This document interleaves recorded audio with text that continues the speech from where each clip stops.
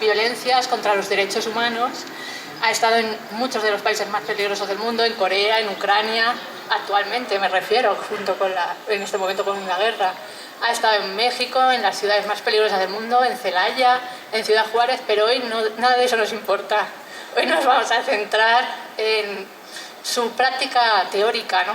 En sus 80 teorías, casi 100, me da la sensación de que serán 300 dentro de poco, porque cada semana suma unas cuantas más, así que cuando quieras podemos empezar a desgranar esto.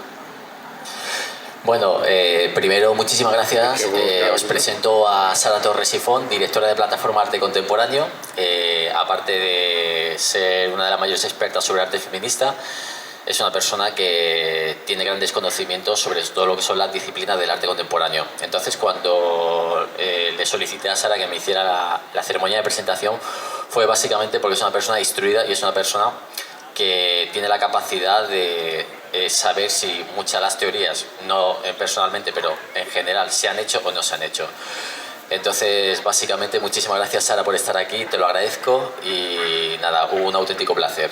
Igualmente. Bueno, yo os cuento que cada vez que suena el teléfono y de repente pone Omar Jerez, digo, ¿en qué proyecto loco me va a meter ahora mismo? Pero bueno, vamos a empezar a desgranar algunas de las 80 teorías.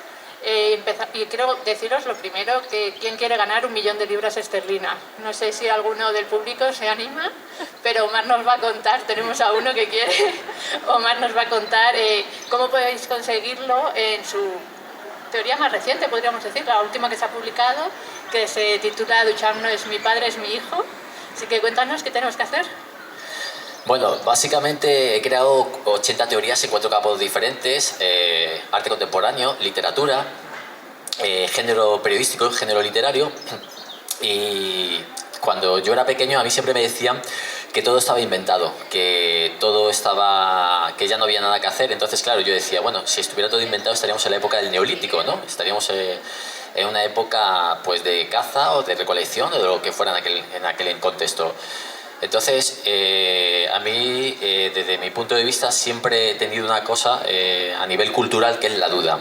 En base a la duda nunca he aseverado nada, nunca he dado nada por sentado. Entonces, como nunca he dado nada por sentado, siempre he creído que se puede explorar nuevas vías y nuevos conceptos. De ahí que haya creado 80 teorías. Entonces, en la última teoría, que se llama Duchamp no es mi padre, Duchamp no es mi padre, es mi hijo, para que os deis cuenta, Duchamp es el artista plástico más importante de la historia del arte contemporáneo. Aunque algunos que pensamos que mucho es palabrería. No. Sí, bueno, pero ya sabes que sale mogollón de tesis doctorales, está estudiada a nivel mundial. Pero también sabemos que algunas de sus obras no eran suyas, sino que las robaba a mujeres artistas y, bueno, eso se está dando a conocer ahora. Bueno, sí, tienes razón, tienes razón. Estoy de acuerdo con lo que dice, suscribo ampliamente lo que dice Sara Torres Sifón, pero bueno, cuando le dices a alguien, para que nos hagamos un símil, ¿quién es el mejor futbolista de la historia? Algunos dicen Maradona, otros Leo Messi. ¿Quién es el artista más conocido de la historia? Pues algunos dicen, la mayoría dicen Duchamp, ¿no?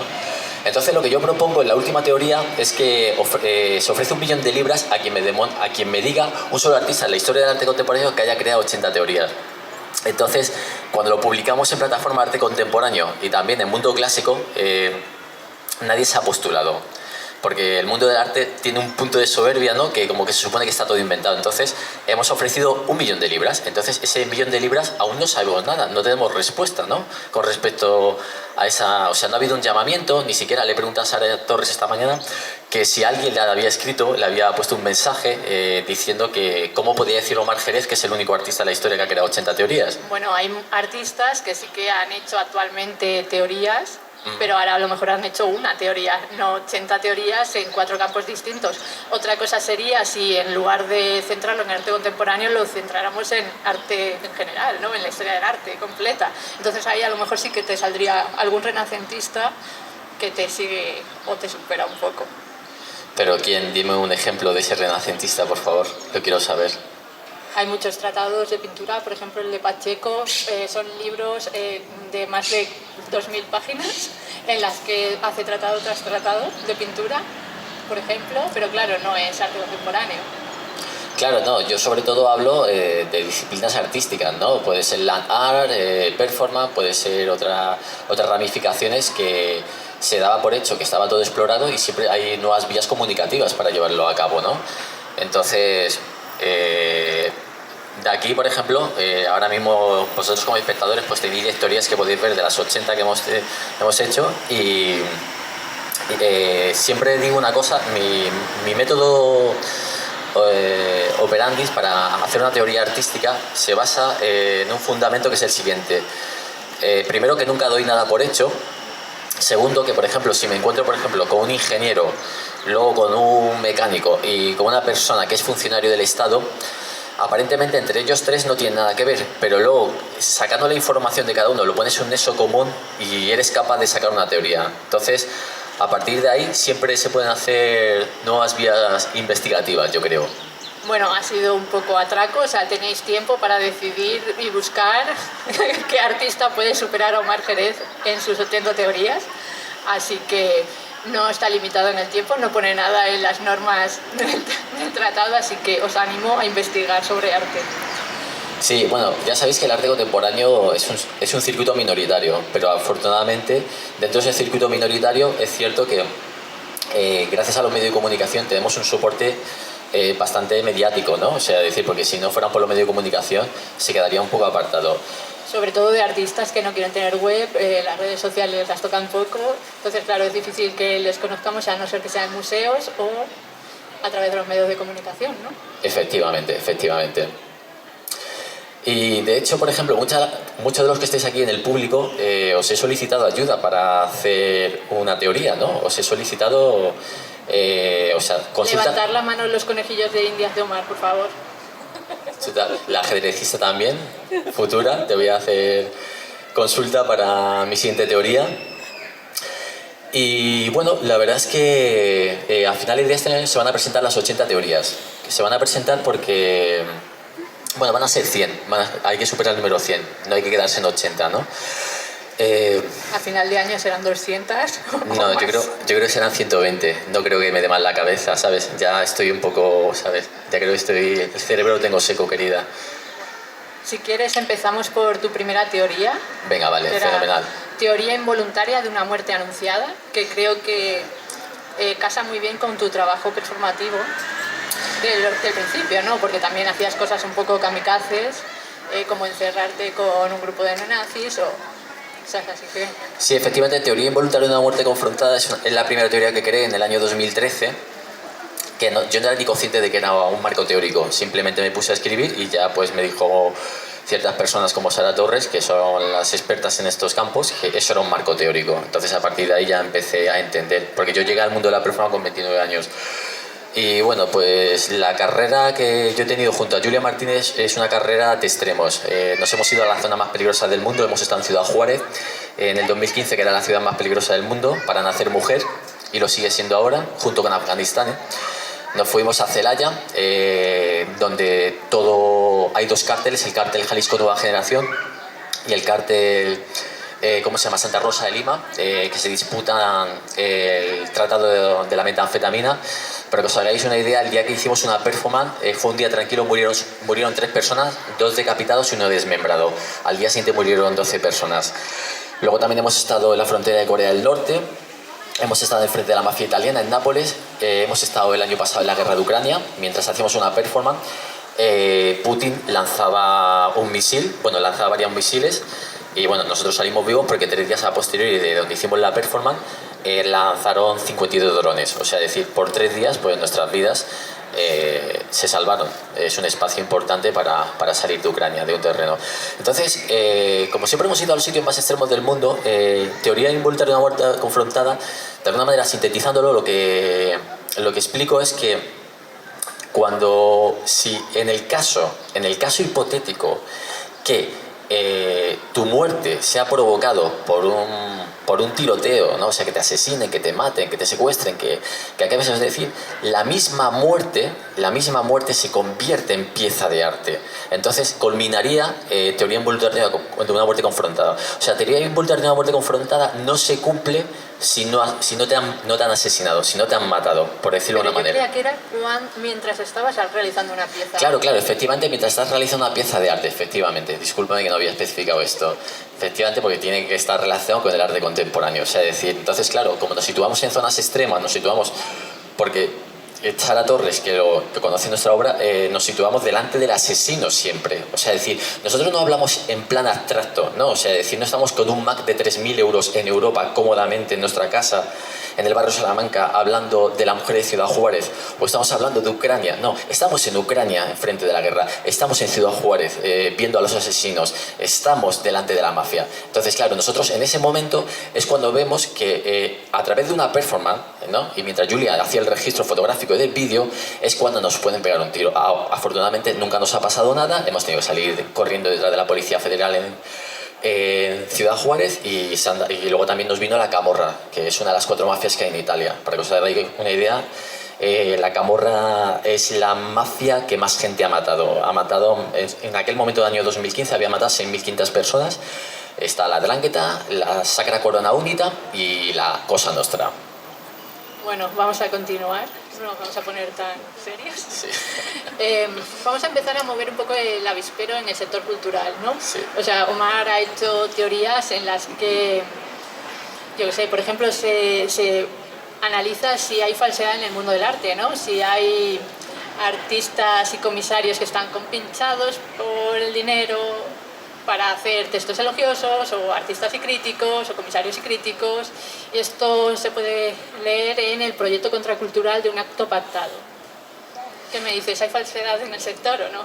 Sí, bueno, la verdad es que efectivamente, muchas veces cuando vas a una exposición de arte, ¿no? De repente ves un texto curatorial, la hoja de sala, ¿no? Y está todo perfectamente, o sea, elogia al artista, lo pone muy bien, es un artista maravilloso, es un genio, ¿no? O sea, parece... Un momento, normalmente cuando haces un comisariado lo haces de artistas que tú has seleccionado, no vas a seleccionar artistas de mierda que no te interesan nada para poner un texto horrible. Sí, pero hay un pequeño matiz, y tú lo sabes como gestora cultural, directora que eres y museógrafa profesional, que ves un texto donde hay un elogio desmesurado hacia el artista, claro, entonces el texto, hostias, pues tiene que ser una obra espectacular. Y cuando ves la obra, dices, bueno, esto se cae por todo el lado, no se sostiene. Entonces, ¿qué es lo que pasa? Que el comisario y el artista son amigos. Entonces, no hay una limpieza ante el mundo del arte. O sea, está corrompido y ocurre habitualmente. Bueno, hace relativamente poco, hace 2 meses, había una exposición en Madrid de un artista cubano que encargó a un crítico de arte, que no voy a mencionar, que escribiera un texto sobre la exposición. El crítico de arte, muy enfadado porque quería haber sido el comisario de la exposición, decidió escribir un texto poniéndolo a parir al artista. Y por ese texto pretendía cobrar. Obviamente, cuando el artista leyó el texto, bueno, salieron bastante mal parados y casi se cumple tu teoría, pero falló el hecho de que el artista no estaba de acuerdo. Claro, no. Es que al final yo creo que en el arte contemporáneo no se puede trabajar desde lo personal, se tiene que trabajar desde la excelencia, desde la meritocracia, se tiene que trabajar de un trabajo. A mí me puede caer alguien mal, a título personal, me parece un ser humano deplorable incluso, pero yo puedo admitir que tiene una obra excelente, yo puedo entender que tiene una obra que me sobrecoge, que me conmueve. Ya luego pasa que aquí se mueve por lobbies, se mueve por sensibilidad de moda, se mueve por ideologías, se mueve por colegueo. Sí, lo sabes, Sara. Bueno, eso sí, pero también te digo que yo no trabajaría con un artista, por muy buena que fuera su obra, si trabajar con él me supone una carga mental horrible. Es que me da igual el dinero directamente, o sea, prefiero mi salud mental a trabajar con cierta gente. Sí, pero bueno, imagínate que eres director de un museo y tienes que seleccionar a la persona que sabes que te va a responder conceptualmente y estéticamente ante la obra, ¿no? O sea, ya, pero si es un calvario trabajar con esa persona, ¿la concibe, por así decirlo, o el que la ejecuta? ¿Qué piensas sobre esto? Ah, bueno, esa es la teoría, a ver, que es... sí. Convergencia expositiva con datos clasificados. Sí, básicamente, bueno, hice una exposición, ¿no? Donde seleccioné a 16 artistas, ¿ok? Y entre esos 16 artistas, yo a cada uno de ellos les decía, les proponía un tema, ¿no? Un tema conceptual. ¿Qué es lo que pasa? Que ellos hacían dos obras, pero una con mi concepto y otra con su concepto. Pero las obras estaban ejecutadas por ellos.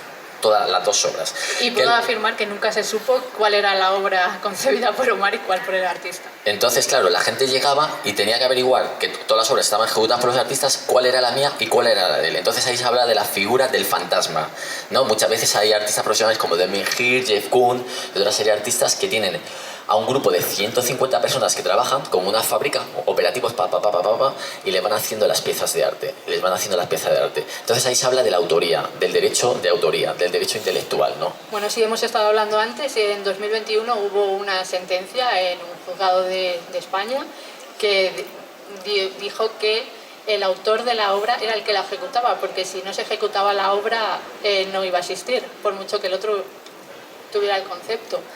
Es una sentencia un poco polémica, por así decirlo, pero es el último precedente que tenemos. Sí, bueno, lo que pasa es que lo que diga un juez tampoco es una ley universal, ¿no? O sea, es una ley jurídica, por decirlo de alguna manera, ¿no? Pero es cierto, ¿no? Entonces... Pero se van sentando bases. Sí, bases jurídicas, se van sentando bases jurídicas, pero el mundo del arte sabes que las bases jurídicas va por otro lado, ¿no? Nosotros vamos por libre siempre. Sí, afortunadamente, si no, no sería arte contemporáneo. Vale, ahora vamos con secuencia pictórica de un ejercicio imprevisible. Dos artistas que se juntan sin saber quiénes son para crear una obra. Sí, básicamente aquí también hablo de secuencia pictórica ¿cuál era? Es que, a ver, sí, de un ejercicio imprevisible, que mis nombres son así un poco extraños. Es que Omar inventa los nombres de las teorías y ni siquiera sabe cómo se llama. No. Porque son nombres muy... Son un poquito complicados. Básicamente lo que se hace en este concepto es... porque pasa mucho también, ¿no? O sea, decir, la endogamia, ¿no? Juntarte con el que mejor te cae y todo esto. Entonces, lo que yo propongo aquí es utilizar un solo lienzo. Entonces, en base a ese lienzo, tú le dices a un artista, píntame el 50% de esta obra, ¿vale? Entonces, cuando me lo pinte, que ejerza refleja una pintura en base a su disciplina, se tapa literalmente y ese cuadro se le da a otro artista para que pinte ese lienzo en blanco. Que ese otro artista no va a ver lo que hay en el otro lienzo pintado porque está tapado. Entonces, una vez que haya terminado, el día de la inauguración, los dos artistas se encuentran, los dos artistas están en la exposición y no saben quién es el uno del otro. Entonces ahí también, es decir, se encuentran dos artistas con una misma obra en un mismo lienzo, que luego hay una serie de normas que se habla de si se corta el lienzo, si lo venden en conjunto, si lo venden como una obra, si lo venden por separado. Lo divertido de esta teoría es poner juntos a artistas que no se lleven bien y que de repente se encuentren en la exposición, en la inauguración, que son los dos artistas presentes en el cuadro, y a ver qué pasa con su obra. Sí, a ver, si eres un poco así, con segundas intenciones, sería interesante como meter a nosotros.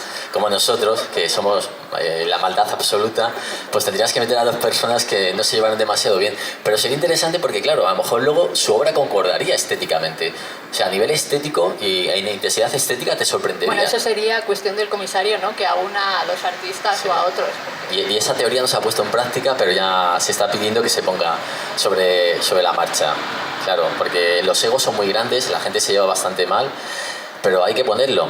Pues se podría hacer en un libro, ¿no crees, Esmeralda? Un libro escrito por dos personas que no se conozcan y el día de la publicación se encuentran. Tu mayor enemiga, te la pongo ahí contigo, ¿no? ¿Te parece? Trasladamos el concepto del lienzo al formato libro. Venga, es una buena idea. Venga, vamos a darle ahí caña. Ya otra teoría tenemos ahí. Venga, otro medio género literario ahí. Vamos por la 125. 125 teoría, venga, vale.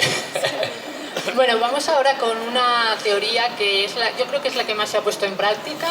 Arquitectura híbrida simulada. De hecho, yo participé siendo comisaria de una exposición que intentaba cumplir todas las normas del decálogo. No sé, creo que se cumplió bastante.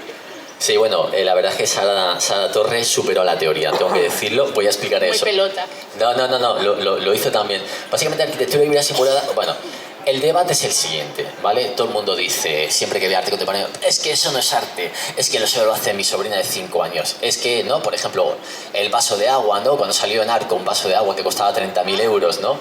O yo qué sé, de repente una pegatina que te la vendían por 120.000 euros. El plátano pegado con una cinta. El plátano de Mauricio Catalán, ¿no? Que costaba 120.000 o 180.000 euros, ¿no?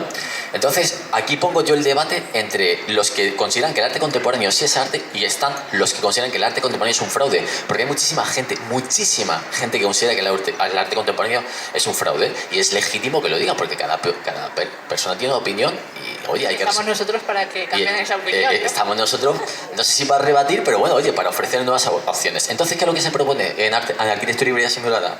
Pues básicamente imaginaos un espacio, una galería de arte o un museo, ¿vale?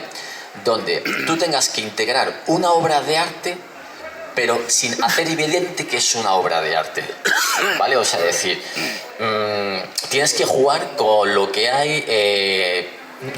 tienes que jugar con lo que hay en un espacio, ¿no? Un cuarto, una cocina, o el cuarto infantil de tus hijos, lo que sea, X, ¿no? Entonces tú tienes que adaptar una pieza que tenga los mismos elementos de lo que hay en ese cuarto. Pero claro, no puedes evidenciar que es una pieza de arte. Entonces, ¿qué es lo que pasa? ¿Dónde está la pieza de arte? Entonces, ahí hay un juego interactivo del público, que es el que tiene que reaccionar con lo que está viendo. Entonces, lo que hizo Sara Torre fue una cocina, hablaba sobre el feminismo, la cocina... Bueno, yo hice una exposición curada que se titulaba Tu silencio no te protegerá.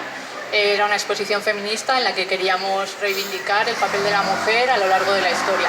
Entonces lo que planteamos fue, como teníamos que estar en un espacio que no fuera galerístico ni museístico, en una casa de una señora muy amable que nos la prestó, de Toñi, nos dejó la casa y en la cocina incluimos las obras.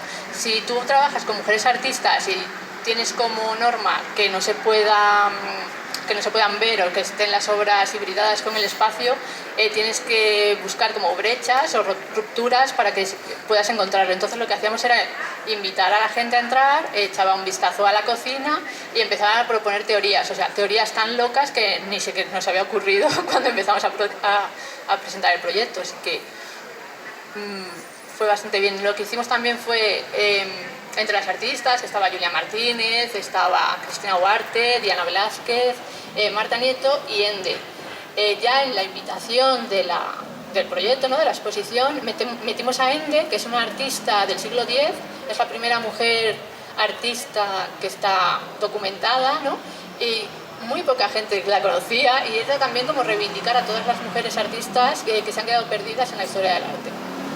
Sí, es cierto. De hecho, cuando yo estuve en la exposición de arquitectura híbrida simulada comisariada por Sara Torres, para encontrar de las 6 piezas, en 2 horas solamente encontré 3 piezas. Me costó 2 horas o 2 horas y media. Estaba tan bien integrada la pieza con la cocina que no encontraba lo que es el trabajo artístico de las artistas. Sí. Bueno, antes hemos dicho que yo hice una de las exposiciones, pero hubo como 3 o 4 intentos más, ¿no? De llevar a cabo la teoría y tirarla abajo. Sí, no supieron llevarla. No supieron llevarla porque hacían de la obra una evidencia. Y en este caso se dice que la obra de arte tiene que estar integrada con el espacio, con las baldosas, con los enchufes, con el techo, con las lámparas, con lo que haya en el habitáculo. Voy a contar la obra de Julia. Se supone que puedo contarlo, ¿no? Ahora ya ha pasado tiempo. Julia lo que creó fue una huella dactilar que estaba situada en el fregadero. Por lo tanto, era como... el reflejo de que la mujer, aunque desaparezca la huella dactilar, que no sé si sabéis, pero es muy difícil borrarla, o sea, siempre reaparece, puedes poner una linterna y aparece, la mujer siempre permanece y siempre está ahí presente. Así que esa fue una de las que no encontraste. No la encontré, no. O sea, claro, es lo que decíamos de la huella dactilar, en ese espacio integrado, ¿no? De ahí la controversia de arte contemporáneo o fraude, ¿no? Que es maravilloso. Sí. Además, en la exposición lo que hicimos fue una especie de performance, ¿no? También como giraba todo en torno al arte feminista. Omar recibía a la gente, se quedaba tirado en el sofá con ellos charlando y yo estaba en la cocina todo el rato trabajando, ¿no? Con la gente, recordando. Sí, bueno, te pido disculpas por este detalle. No, espero que me lo perdone, pido públicamente perdón. Y pasemos a la otra pregunta para salir de este paso. Vale, vamos a otra exposición. Yo creo que también fue de tus primeras teorías, que dio lugar a la exposición Somos o no somos y es el sistema de roles en proceso adaptativo. Ah, sí, básicamente pues Somos o no somos, el arte contemporáneo a mí me parece siempre fascinante porque tiene la posibilidad de imaginar, de inventar, de explorar, de cambiar, de girar, perpendicular, horizontal, esas posibilidades, por eso me fascina, ¿no? Y por eso también desconcierta a los que consideran que es un arte fraudulento. Básicamente yo lo que proponía aquí era convertir a los comisarios, o sea, a los agentes culturales o museógrafos, Sí, también me engañó en esta vez.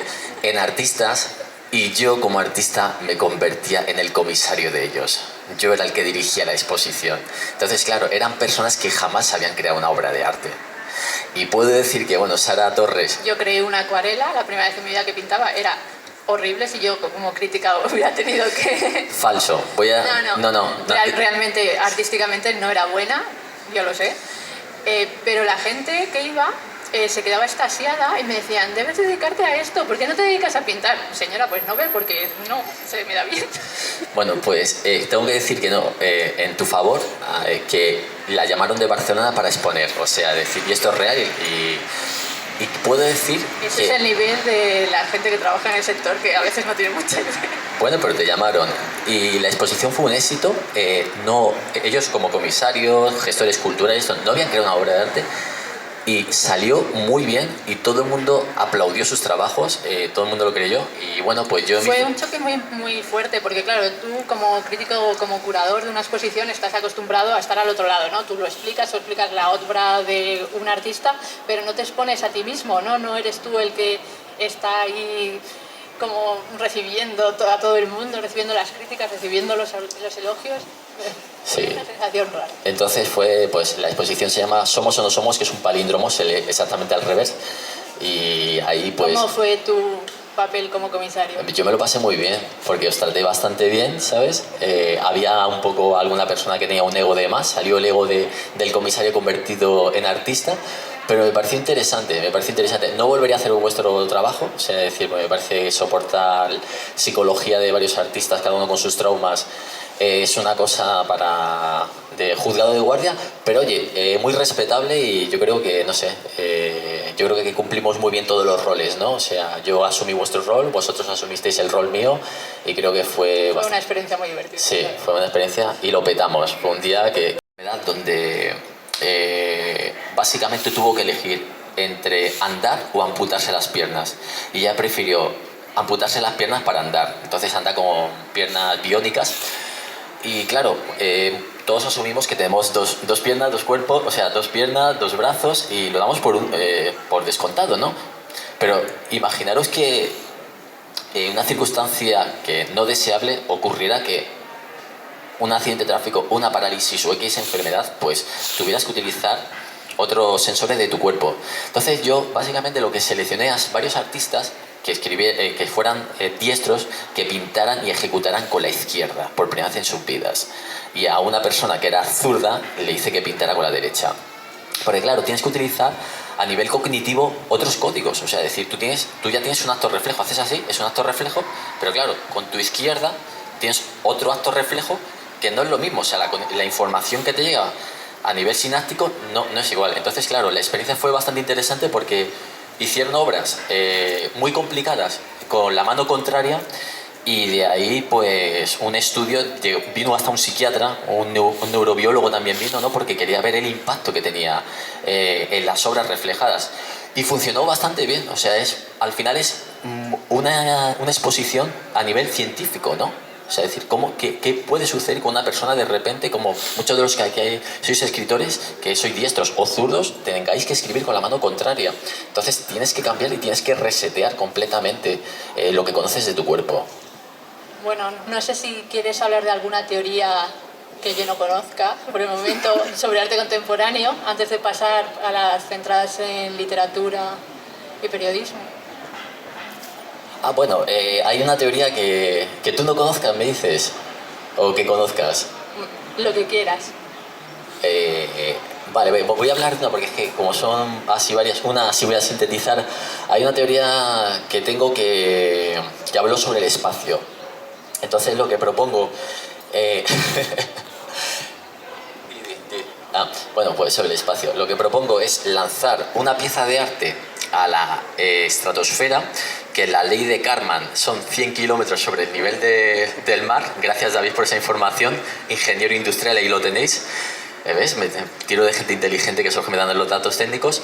Entonces, quiero, mientras hay una GoPro, una cámara, que esté lanzando una pieza de arte a la estratosfera, a la misma vez, en el planeta Tierra, exponer una pieza, pero que haya impactado la Tierra, que sea objeto extraterrestre, un meteorito, o registros de polvo de estrellas, de otra serie de fragmentos de sol, todo eso. Entonces exponerlo en una galería de arte. O sea, básicamente es lo que viene del espacio, exponerlo en el planeta Tierra, y lo que se hace en la Tierra, exponerlo en el espacio, al unísono, a la misma vez, grabado. Y luego pues eso, entonces bueno, pues ahí tendría que entrar historia de nanosatélites, tendría que estar a ingeniería aeroespacial, aviones, o sea, decir, cosas como muy muy técnicas. Entonces esa se llevará dentro de 20 o 30 años por una persona. Esto lo podría realizar el que se consiga tumbar la primera teoría de la que hemos hablado, ¿no? Y gane el millón de libras. Efectivamente, efectivamente. Entonces esa es una teoría que no la he presentado, pero que vamos, y tiene pues eso, no sé si 16, 17 normas, con una serie de tecnicismos y todo esto. Pero claro, se podría lanzar otro tipo de formatos, pero llegaría pues la troposfera y poco más, ¿no? Serían 10-12 kilómetros, no llega a lo que es al espacio, que es la estratosfera. Y es importante que sea el espacio porque sales, ¿no? Porque el otro es una capa terrestre que pertenece al planeta Tierra. Bueno, yo cuando me la contó le puse muchas pegas, pero bueno, dentro de 50 años quizás alguien la lleve a cabo. Bueno, ya que estamos en una feria del libro, habría que hablar de las teorías que tienes relacionadas con el tema, ¿no? Si quieres empezamos con narrativa de un metaprólogo en expansión, que hemos participado. Levantar la mano también todos los que... estáis unos cuantos aquí. Cuéntanos cómo nos convenciste para hacer esto. Bueno, esto es un género literario. Otra cosa que pasaba, que decía... Yo no estaba en el mundo de la literatura, yo empecé a trabajar en una editorial. Y bueno, pues sobre todo, más que observaciones, escuchar, ¿no? Escuchar diferentes percepciones, y decían que estaba todo inventado, que estaba todo... Entonces me di cuenta que había un hueco por explorar, ¿no? Entonces, narrativa de un metaprólogo de expansión consiste básicamente en que yo creo, o sea, mi narración, ¿vale? Mi novela tiene la extensión de un prólogo, que son 3 hojas, y los prólogos... Bueno, yo fui una de las autoras del prólogo. Una de las, ¿cuántas eran? 143 prólogos. No sé cuántos. Y los 143 prólogos tienen la extensión de la narrativa. Vale, Entonces, bueno, yo recibí una historia escrita por Margaret de 3 hojas y me dijo, escribe un prólogo. Escribimos el prólogo y de repente mucha gente también escribió el prólogo. ¿Qué pasa? Sí, básicamente el día de la presentación, cuando se presentó Viaje, Vómitos y Terrorismo Pop, cada persona pensaba que era el único prologuista. Entonces, claro, llegaron los 123 prologuistas, y muchos de esos prologuistas me han bloqueado, me han dejado de hablar, porque claro, el ego es muy grande. Entonces no asumían, o sea, no, es que yo era el único prologuista, tú también eres prologuista, tú eres prologuista. Entonces, claro, todo era prologuista, sí, muchísima gente me bloqueó, hay gente que no me habla. Pero de hecho, si tú lees la teoría... Sí, hay gente que no me quiso pagar el libro, o sea, hay gente que me dijo, no, yo me llevo el libro porque te he hecho el prólogo, ¿no? Sí, sabemos de quién hablamos. Pues eso, que si tú te lees la teoría sabes que no ibas a ser el único escribiendo el prólogo y que había más gente. Bueno, es cierto que cuando se llegaba en el momento de estar allí, o sea, decir, yo a ninguno le dije, tú eres el único prologuista, porque yo no hablaba de narrativa de un momento de prólogo de expansión, yo le decía, oye, ¿me puedes hacer el prólogo? Ah, bueno, entonces yo tenía información privilegiada, pero yo sí lo sabía. Claro, entonces la gente no lo sabía, entonces claro, todo el mundo llegó pensando que era el único prologuista. Entonces, por eso hubo ese choque, porque si no, no tendría sentido, ¿no? Porque si le dices a todo el mundo, pues habría los egos de los prólogos para exhibirse. Bueno, por favor, quiero que me digas a qué se dedican los que escribieron el prólogo y se enfadaron. ¿Que eran artistas? ¿Eran...? Pues de todo tipo, desde un ingeniero técnico, que hoy no viene, es compañero de él, no me habla, de hecho he pasado varios días y no me habla. Por eso no ha venido. Por eso no ha venido, sí. Se llama Jonathan, no, las veces que me ha visto ha girado la cara. Gente que me ha borrado de redes sociales, gente que me, no sé, o sea, decir, sienten que ha sido un agravio lo que les he hecho. Claro, y digo, me parece hermoso, hemos construido entre todos un género literario, que lo van a estudiar en la Universidad de Portugal, ¿no? O sea, decir, no es fácil que te estudien un género literario, ¿no? Vamos a hacer algo que hemos construido entre todos. Pero bueno, prima más que ser el único. Bueno, di que se puede conseguir el libro. Ah, bueno, sí, el libro. La tengo en la caseta ahí, 14 esto. No os preocupéis, no os preocupéis. Muchas gracias, Sara, cariño. Bueno, pues se lo firmas, ¿no? Por lo menos. Sí. Si queréis firmamos el prólogo los que lo hemos. Ah, bueno, si queréis que os firme el prólogo, eso sí, vale. Es más extenso que la obra, sí. Sí, porque es que encima lo que hablaba era interesante porque, o sea, decir, yo fui objetivo de Al Qaeda cuando estuve viviendo en Siria, que también hay que contarlo, en el libro Viaje, Momentos y Terrorismo Pop. Me quiso que me afiliara a Al Qaeda a la red de Siria, y yo pues evidentemente era un chaval de 23 años con ganas de experiencia de esto, pero evidentemente pues no me dejé... No digas más que vas a hacer spoilers. Sí. Vale, ya está. Bueno, tiene 3 hojas el libro, ¿eh? Por eso te lo digo. 3 hojas, ¿vale? O sea, es que tiene... Que ya lo has contado casi. Ya, vale, ok, vamos a dejarlo ahí. Bueno, Al Qaeda, ¿vale? O quedaros con eso con Al Qaeda, así, ¿sabes? Algo así por ahí, ¿vale? Y bueno, nos queda la última. Entrevista intrapersonal confrontada. Ah, vale, entrevista intrapersonal confrontada es un género periodístico que está en la universidad.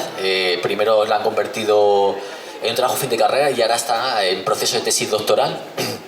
Entrevista intrapersonal confrontada, básicamente, pues Julia y yo hicimos en el año 2013 una performance donde nos sacaron en 120 medios de comunicación, ¿vale? Daba igual que te entrevistara El País que El Mundo, un medio de izquierdas con un medio de derechas. Las preguntas eran siempre las mismas. Y yo, claro, evidentemente yo respondía como una secuencia teatral. Entonces, cuando terminó este periplo de las 120 entrevistas, yo dije, ¿qué me hubiera gustado que me hubieran preguntado? ¿Y qué me hubiera gustado responder ante esas preguntas inexistentes?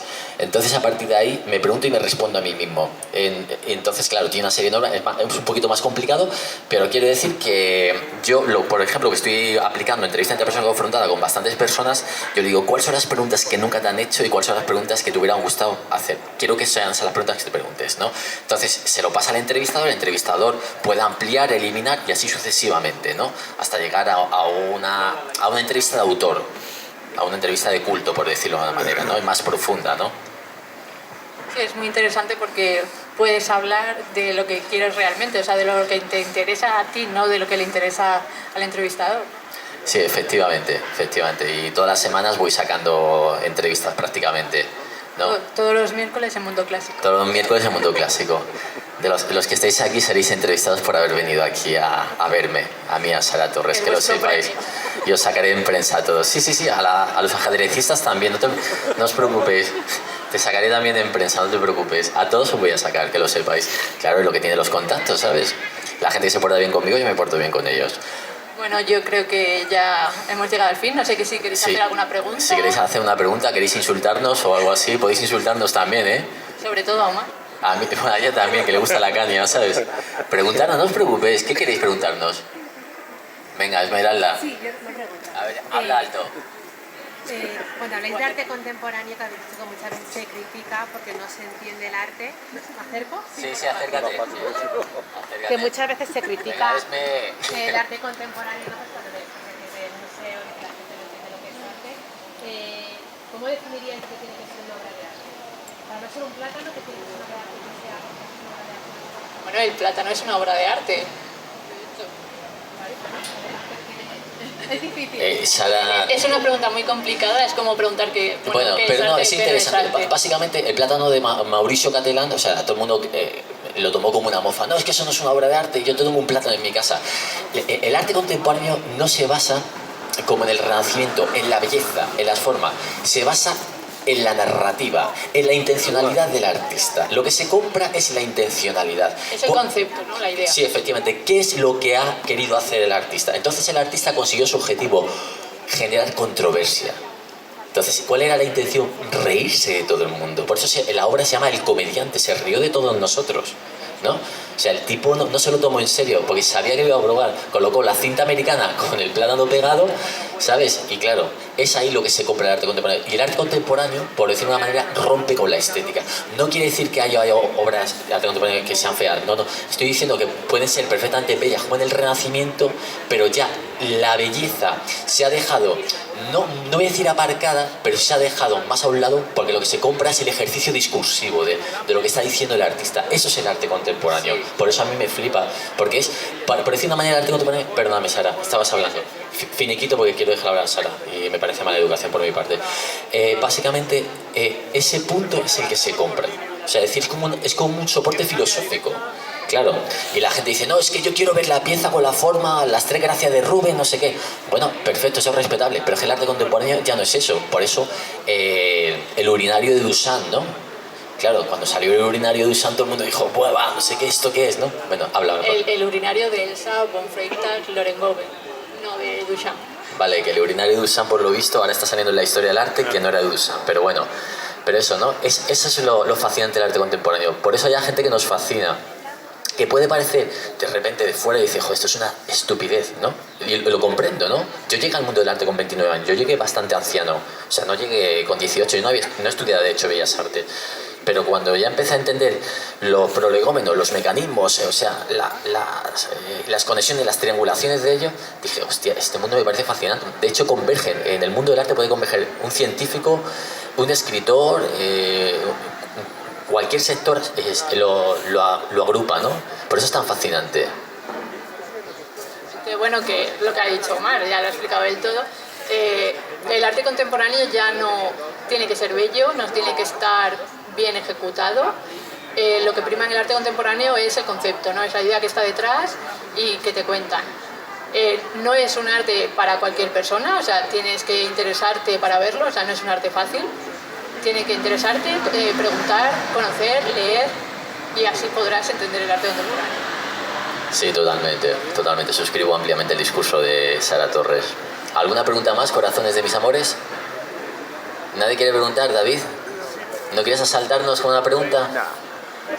Nada. Vale, Vamos a bajarnos ya de aquí, que hace pues frío. nada, muchísimas gracias Sara Torres, le doy un aplauso para ella.